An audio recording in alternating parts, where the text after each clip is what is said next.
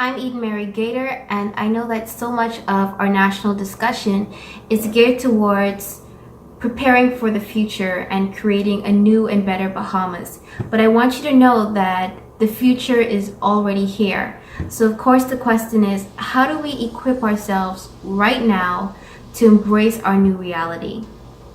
I want to talk from the fundamental view of education because it plays a very crucial role in securing our economic and social progress. And I want to start by summating the fact that over periods of time, we've actually transitioned through a number of industrial eras. And with the first industrial era, it was responsible for the growth of industries such as coal, railroads, textiles, and iron. And then we moved on to the second industrial era of electricity and the mass production of machines. And after that, we progressed to the third industrial revolution of computers and using electronics and information technology to automate production. And here we are now building on the third industrial revolution, or the third industrial era, as we see the fourth revolution unfolding right before our eyes. And with this fourth industrial revolution, it's the first industrial revolution that's actually rooted in a new technological phenomenon. And it started with the rise of the internet. And with this industrial revolution, it is what will drive interconnectivity, and it will facilitate what we know as the Internet of Things, or IoT, where essentially almost everything and everyday objects will be connected via the internet and will be powered to receive and send data. So today we live in the age of technology, and we're transitioning from the knowledge-based economy of the third industrial era and into the digital economy, also known as the new economy, which will permeate all aspects of our society.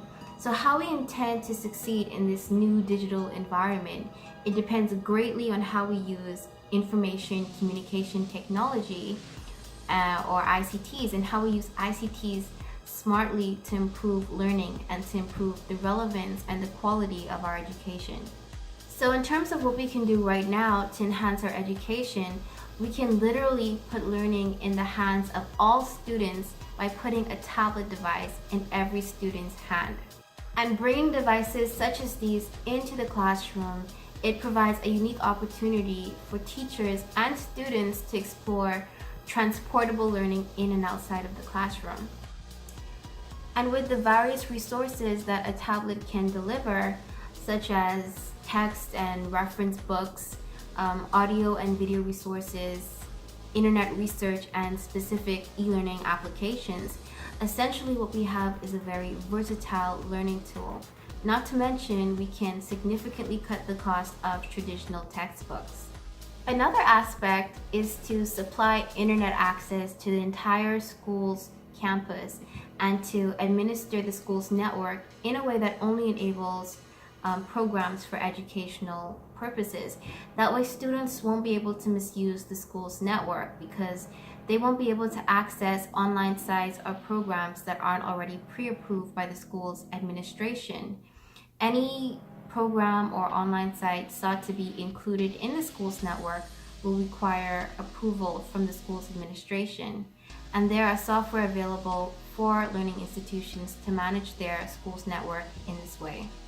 Now, to implement these technologies as a premise is important, but the true capability lies in development by the administration and teachers to cultivate these tools to meet the ever-changing needs of their students.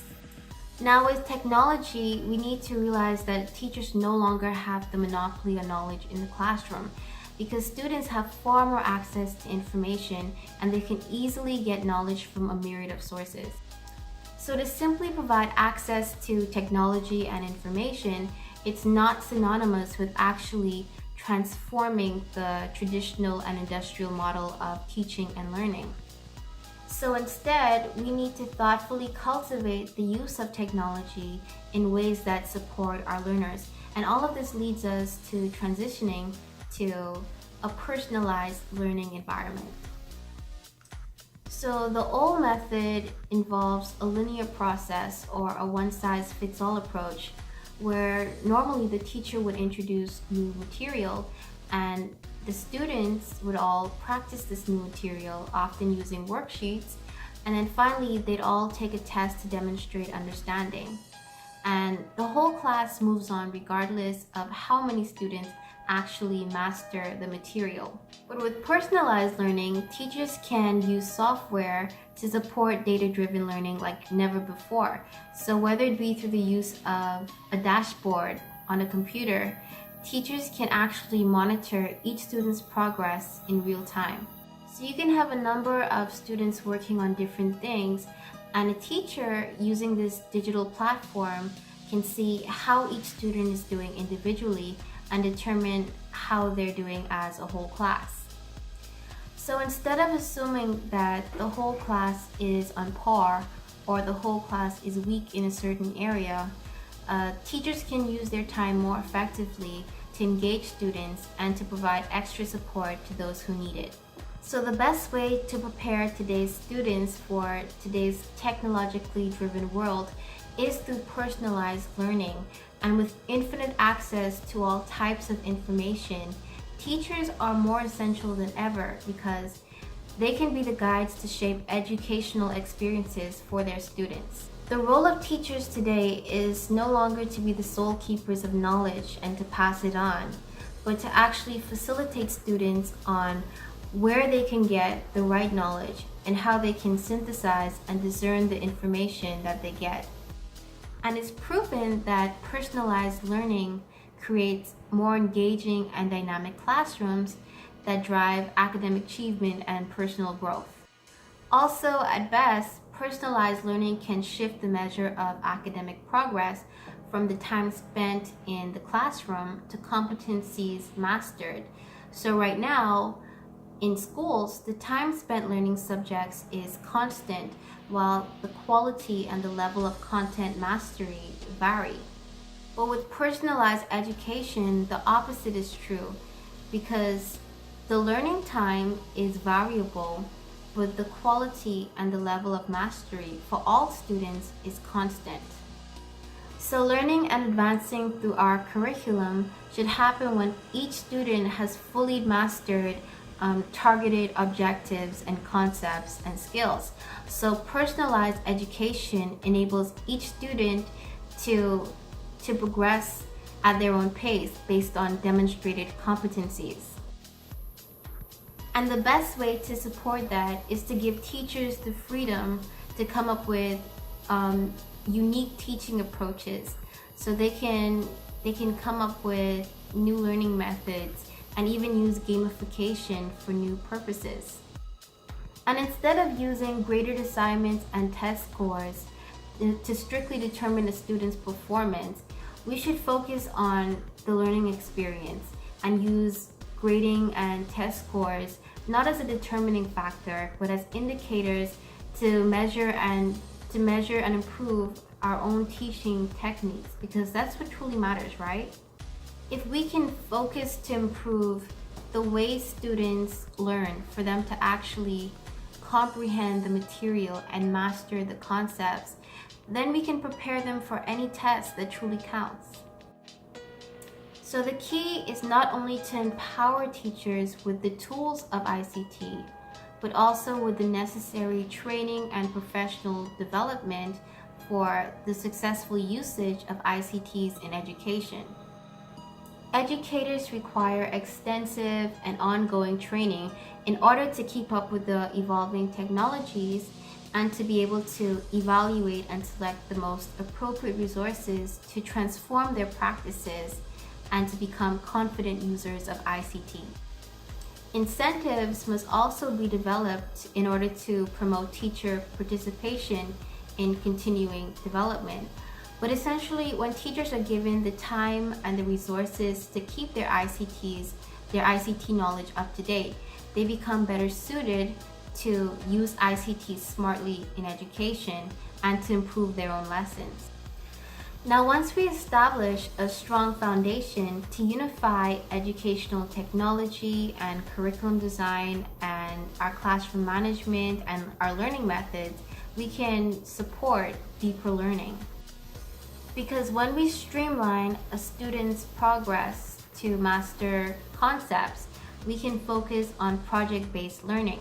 And I'm not talking about those projects that we often have our students do now, because those projects in the classroom are as old as the classroom itself. But project-based learning is a dynamic classroom approach in which students actively explore real-world problems and challenges to acquire a deeper knowledge.